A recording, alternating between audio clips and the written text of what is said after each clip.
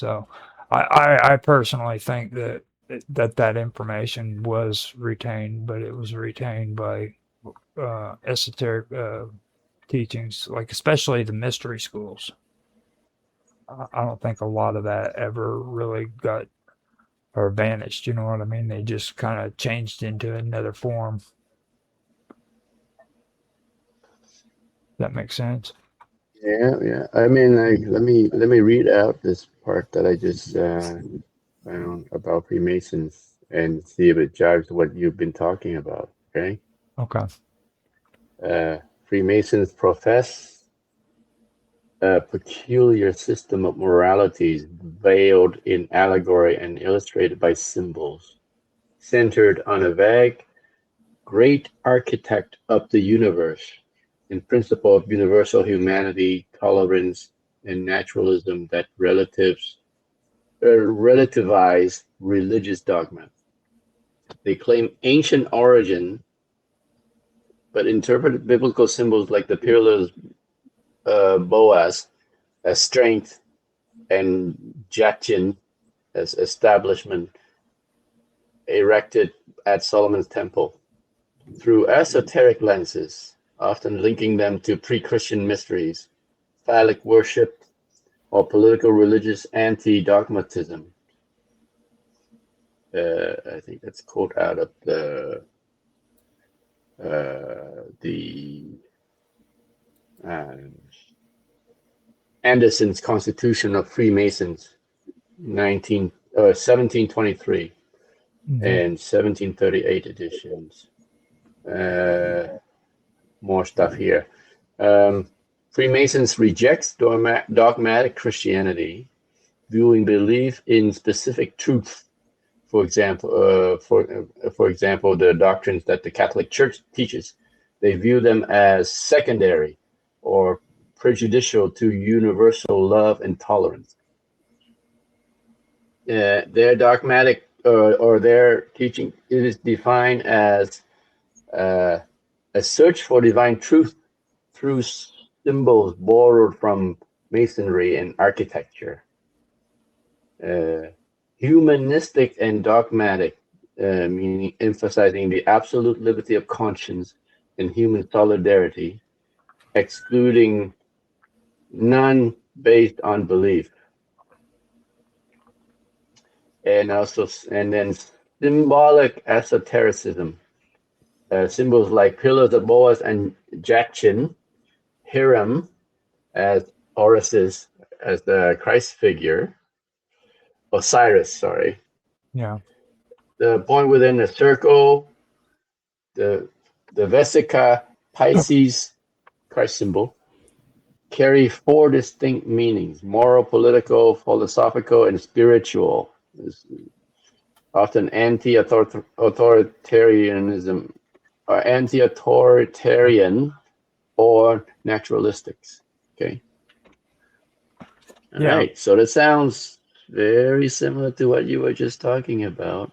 Now, when it comes to the Masons, yeah, that's right on the dot about it. But you need to understand also you're describing the Catholic Church to a T.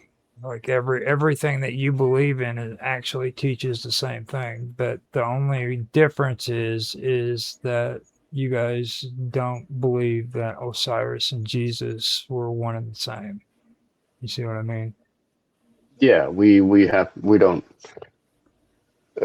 Jesus didn't tell us that he was Osiris, Right. so we don't we don't And we don't believe. the more you talk, the more I'm realizing that I need to go right into Jacob's ladder too, because that's something I really do need to tackle, especially considering we did this with Boaz and the Pillar of Solomon's. Because Are you done with Boaz? Though. no, not yet. Okay, I just got so a then we should little bit more to go. keep on it then. So, just as the physical building requires a firm foundation and a stable support, according to the Masons, so too does moral character require strength and order. Now, the name Jachin and Boaz encompasses those qualities in a concise symbolic form, like you were just talking about. Now, the relationship between Boaz, the man, and Boaz, the pillar, is more thematic than literal.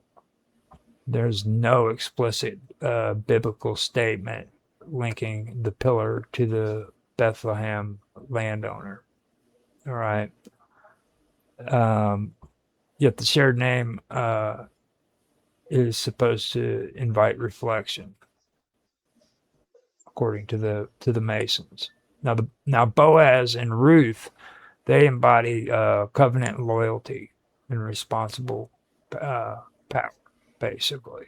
That goes according to old Jewish belief systems. You know what I'm saying? That's what Boaz and Ruth embodies. That covenant loyalty and responsible power. Now he uses his strength to protect and redeem. Okay. Now the pillar named Boaz, it stands at the threshold of a place dedicated to divine presence, basically, and that suggests strength that upholds sacred order. Okay. Now you need to understand that that's what took place from the time period of Ruth until the creation of the first temple. Okay, that is actually a Jewish belief system, but when the book of Ruth came out, they didn't believe in that stuff. It changed, and by the time the first temple came along, that's what they believed in. That's what those pillars represented. Okay, that's before Masonry, Freemasonry. Okay, so the pillars, they suggest strength and sacred order. Basically, is what it means at this point. Now, in both cases, strength it's not portrayed as brute force.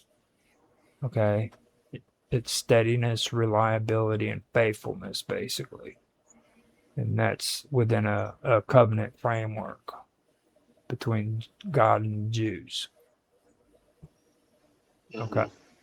So across time, the figure and the pillars have both been interpreted through like different theological and symbolic lenses, basically.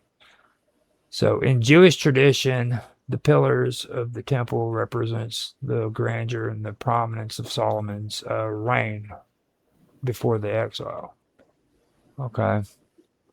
Now, in Christian readings, the temple often becomes a symbol of spiritual truth, fulfilled in the new ways.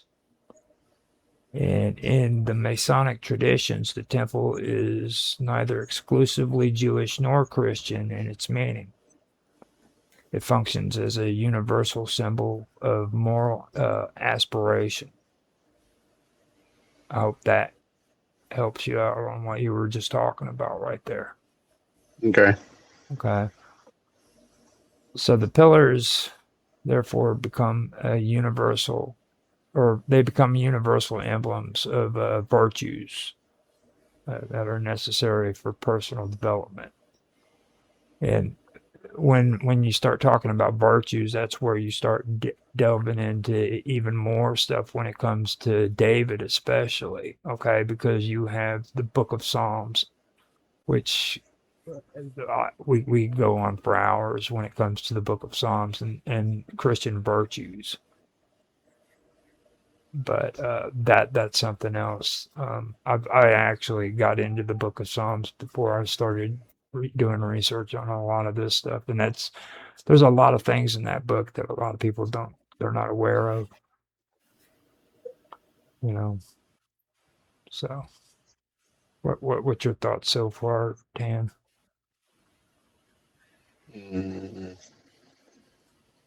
Yeah, no, it's not much to say. Do you know much about the Book of Psalms? I know a little bit. I mean, we read from the Book of Psalms at every Mass. Mm-hmm. What? Like the every mass, the first book is a book from the Old Testament, and then followed by something from the Psalms, and Mhm. then reading from the New Testament. Okay, So so the enduring appeal of the name Boaz may lie in its layered resonance. It bridges narrative and architecture, history and symbolism. In the book of Ruth, Boaz acts decisively yet compassionately, anchoring a fragile family line that will shape Israel's future.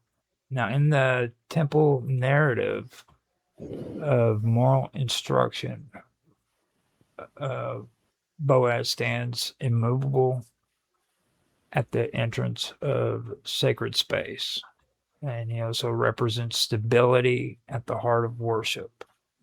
Now, in Freemasonry, Boaz marks the threshold of moral instruction, reminding initiates that strength is foundational to the building of character. So, understanding these connections require careful distinction between historical fact and symbolic adaptation. The biblical pillars were real architecture features described in ancient texts, where the Masonic pillars are ritual symbols inspired by those texts.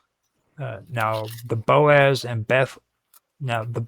of Bethlehem was a historical or legendary figure, however you want to look at it, that was embedded in Israel's early monarchy narrative. Yet across these different settings, the concept of strength remains central. Strength that protects the vulnerable, strength that frames sacred order, strength that supports moral growth. In the end, the name Boaz serves as a reminder that ideas travel across centuries in unexpected ways. A landowner in the ancient agrarian society becomes an ancestor of kings. His name becomes part of temple architecture, and that architecture becomes a metaphor for personal development in a later fraternal tradition. Though separated by time and context, these strands remain connected by shared themes of covenant stability and enduring strength. So that's all I have written there on that. What you guys just thought on that? What I just wrote or read? it's all right. I'm still back. If you look into why these pillars were named after Boaz and Jachin. Now, Jachin, I haven't been able to find very much about it. Now, Boaz was because he's direct lineage to the prophetic Messiah.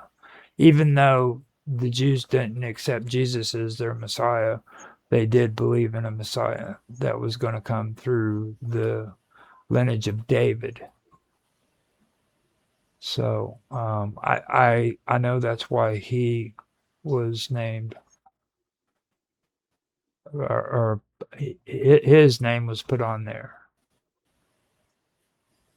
So that's why I know about him. But Jock and I haven't been able to find very much on, to be honest with you. Yeah. I found So out I found more out about Hiram Abiff than what I did on this guy. first book of Kings just says that this is when Solomon was building the temple. He just said, he wrote that Solomon, he set up the pillars at the vestibule of the temple. He set up the pillar on the south and he called it Jachin.